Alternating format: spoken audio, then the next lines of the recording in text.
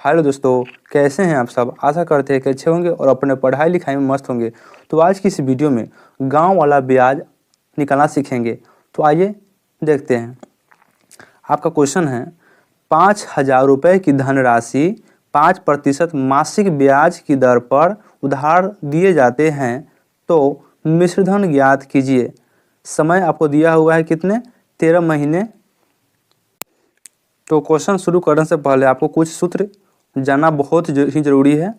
तो देख लीजिए, 1 महीने का ब्याज का सूत्र हो जाता है, 1 महीने का ब्याज बराबर हो जाता है मूलधन गुने दर बटा 100।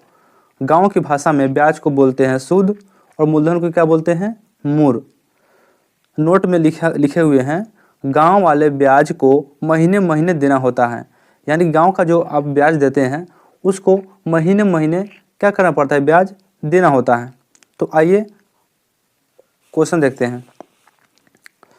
यानी कि लिखा हुआ है क्वेश्चन आपका 5,000 रुपये की धनराशि, यानी कि आपका 5,000 रुपये की जो धनराशि है यह आपका क्या हो गया, मूलधन। क्या हो गया, मूलधन।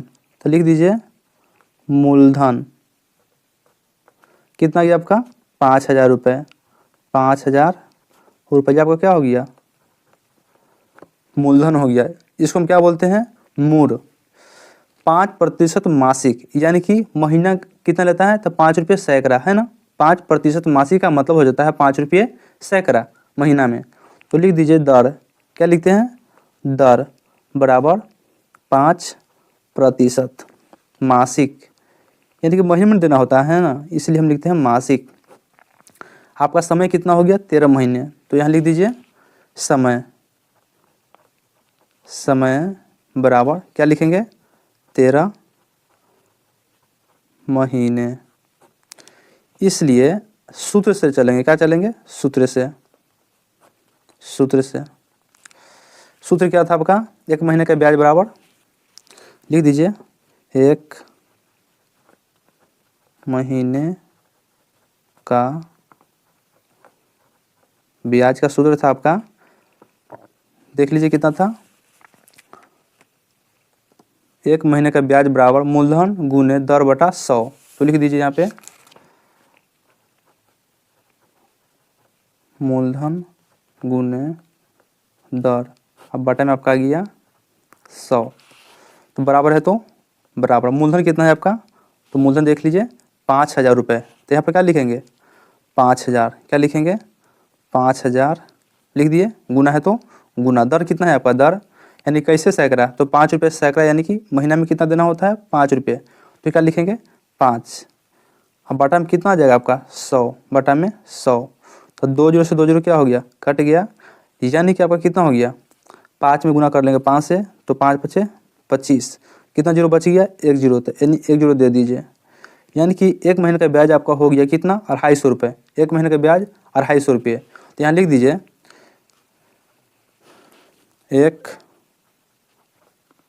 महीने का ब्याज बराबर कितना हो गया, 250 रुपया। तो आपको कितने महीने का ब्याज निकालना है देख लीजिए।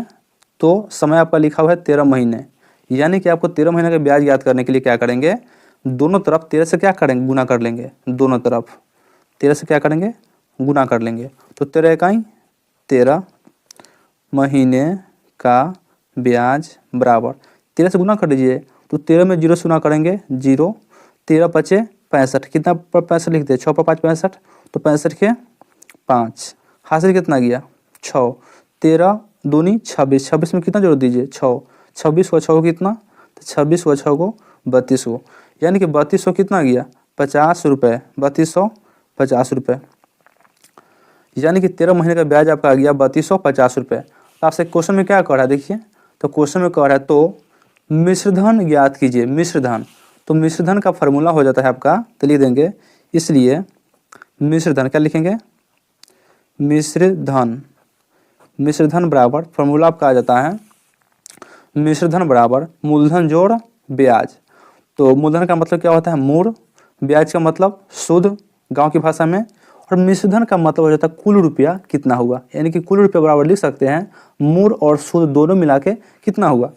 तो चलिए मिश्रधन बराबर लिख देंगे यानी कि मूलधन कितना है आपका, तो मूलधन आपका कितना देख लीजिए ना, मूलधन आपका कितना है, तो मूलधन कितना 5,000 रुपये। तो यहाँ पर क्या लिखेंगे 5,000, क्या लिखेंगे 5,000 मूलधन जोड़ ब्याज, ब्याज कितना है तो 3250, 3250 बराबर, दोनों को जोड़ लीजिए, इकाई में इकाई को जोड़ेंगे, दहाई में दहाई को, तो इकाई में इकाई जोड़िए, जीरो में जीरो जोड़ेंगे जीरो, जीरो में 5 जोड़ेंगे 5, जीरो में 2 जोड़ेंगे 2, 5 और 3 कितना 8, यानी कि आपका 8250 रुपया क्या हो गया आपका मिश्र धन, यानी कि कुल रुपया आपका आ गया 8250 रुपया, क्या हो गया आपका आंसर। यदि वीडियो अच्छी लगी तो वीडियो को लाइक, चैनल पर नए हैं तो चैनल को सब्सक्राइब जरूर कीजिए। Thank you.